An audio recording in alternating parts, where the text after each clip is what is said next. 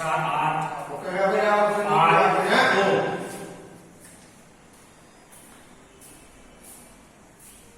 आत्मविश्वास। वो नहीं पूछे आप बात ध्यान से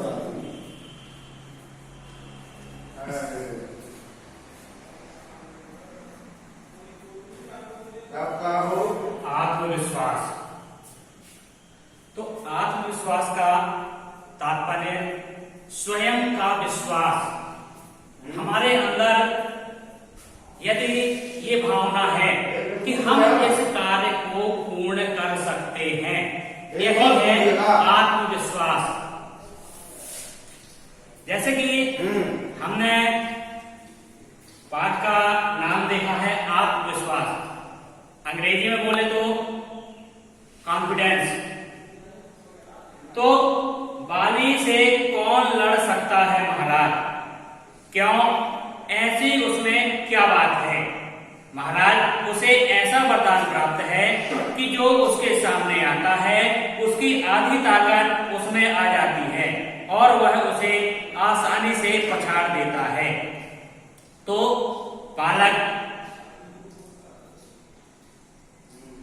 सुग्रीव ने राम से अपने भाई बाली के संबंध में बात कही। तो सभी लोग जानते हैं रामायण काल में बाली और सुग्रीव, बाली को यह वरदान प्राप्त था कि उसके सम्मुख जो भी लड़ने जाता था सामने वाले की आधी ताकत उस बाली में समाहित हो जाती थी।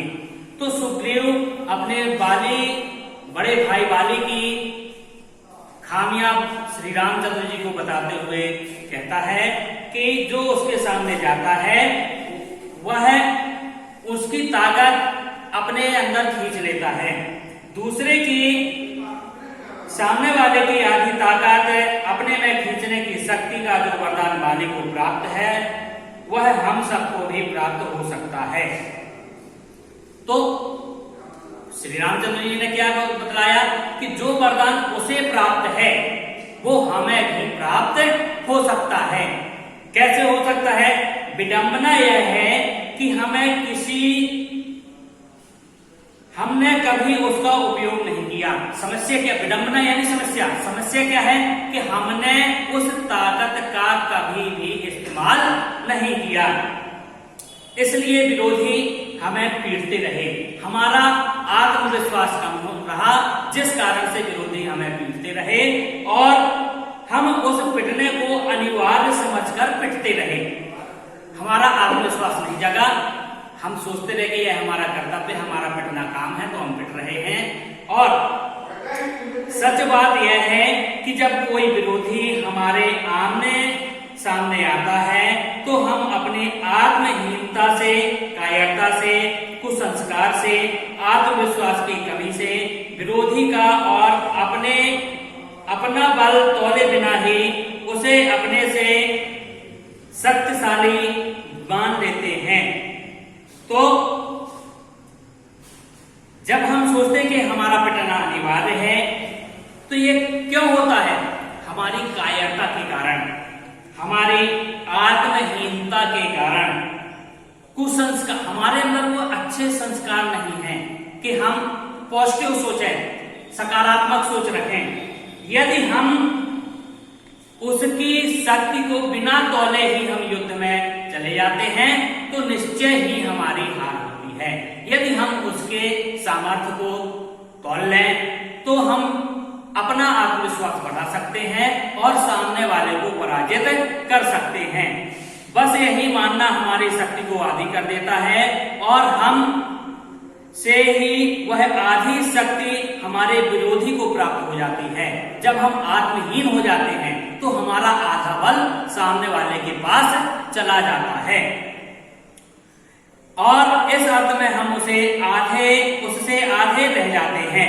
जब हम लड़ने जाते हैं तो हमारी आत्महीनता के कारण ही हमारी आधी ताकत सामने वाले के समक्ष प्रस्तुत हो जाती है। हम में आत्मविश्वास हो तो उससे हम विरोधी को आत्महीन कर दें। हमारे अंदर ताकत बिल्कुल भी ना हो, यदि हम अपने मनोबल से जाएं, अरे मैं तुझे तो पछाड़ के रख दूंगा, यदि हम इस सोच से आगे बढ़ते हैं तो सामने वाला हमसे डर जाता है। हमारा क्या हो रहा है? आत्मविश्वास बढ़ा हुआ है, और इसी आत्मविश्वास बढ़ने के कारण सामने वाले की आधी शक्ति हम में आ जाती है। आत्मविश्वास की सबसे बड़ी दुश्मन है दुविधा। आत्मविश्वास की सबसे बड़ी समस्या क्या है? दुविधा। हम सोचने लगते हैं कि यह होगा कि नहीं होगा। यदि हम सोच लें, अपने मन में विश्वास कर लें, अरे ये कार्य कैसे नहीं होगा, यदि हम ऐसा सोचकर कार्य करते हैं तो हमारा वह कार्य सफल हो जाता है। और जब समुद्र में सेतु बन रहा था तो उस समय पर भगवान श्री बजरंगबली जी का भी आत्मविश्वास कम था। तब किसी एक बंदर ने बतलाया कि कौन सो काज कठिन जग माही, जो नहीं होत तात तुम पाही। अर्थात ऐसा कौन सा कार्य है जो आपसे नहीं हो सकता। वहां पर हनुमान जी का आत्मविश्वास बढ़ाया और वो 100 योजन समुद्र को पार करके लंका पहुंच गए। तो आत्मविश्वास रखना चाहिए। यदि दुविधा है तो दुविधा में हम कोई भी कार्य नहीं कर सकते। दुविधा एकाग्रता को नष्ट कर देती है, आदमी की शक्ति को बांट देती है। हमारे अंदर सामर्थ्य है, यदि हम अपने मन में यह दुविधा लाए कि यह कार्य हो सकता है कि नहीं हो सकता, तो हमारी आधी शक्ति नष्ट हो जाती है। आधा इधर आधा उधर, बस इस तरह आदमी खंडित हो जाता है और वह कार्य करने योग्य नहीं रह जाता। मेरे एक मित्र अपनी पत्नी के साथ जंगल में एक पेड़ के नीचे बैठे बातें कर रहे थे। बात करते करते पत्नी सो गई, वे उपन्यास पढ़ने लगे। अचानक उन्हें लगा कि सामने से कोई भेड़िया लगा। उनको क्या लगा कि शायद सामने से कोई भेड़िया आ रहा है उनकी तरफ। भेड़िया एक खूंखार जानवर। अब अपने मन में वह कल्पना करने लगा, भेड़िया एक खूंखार जानवर है। ये सोचकर वह इतना घबरा गया कि पत्नी को सोता छोड़कर वहां से 9-11 हो गया। भाग्य से कुछ दूर ही उन्हें एक बंदूकधारी सज्जन मिल गए। वो उनके पैरों पर गिर पड़े और उनसे क्या कहा, मेरी पत्नी को बचा लीजिए, वहां पर भेड़िया आ गया है।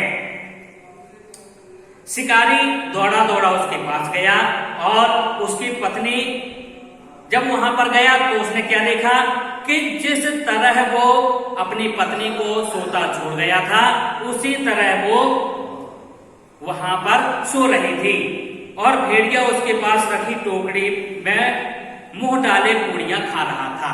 भेड़िया का उद्देश्य उसे मारना नहीं था, वो मात्र अपने भोजन की तलाश में आया था। पर उसने सोच रखा था कि भेड़िया आएगा, मुझे मारेगा और मेरा वध कर देगा। इसी आत्महीनता के कारण उसे वहां से पलायन करना पड़ा।